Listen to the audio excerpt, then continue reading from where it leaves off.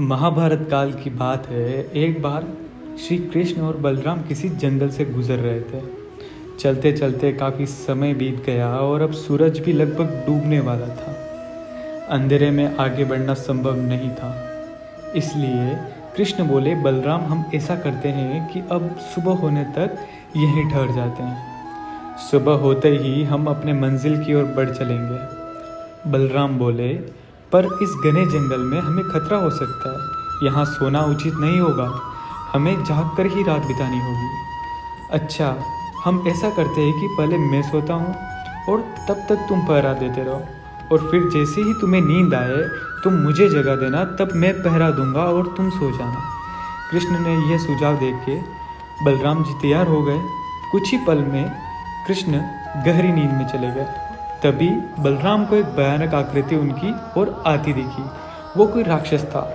राक्षस उन्हें देखते ही जोर से चीखा और बलराम पूरी तरह डर गए। इस घटना का एक विचित्र असर हुआ। भय के कारण बलराम का आकार कुछ छोटा हो गया और राक्षस और विशाल हो गया था। उसके बाद राक्षस एक बार और चीखा।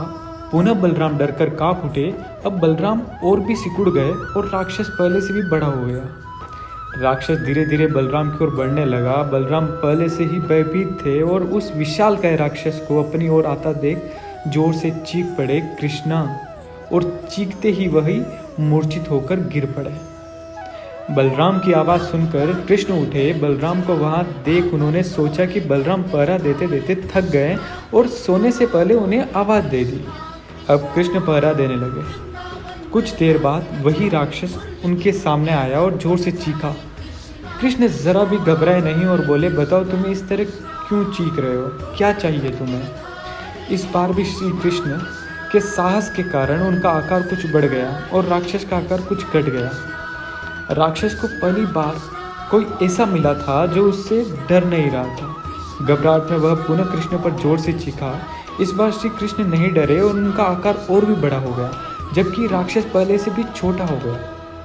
एक आखिरी प्रयास में राक्षस पूरी ताकत से चीखा, पर कृष्ण मुस्कुरा उठे और फिर बोले, बता दो क्या चाहिए तुम्हें?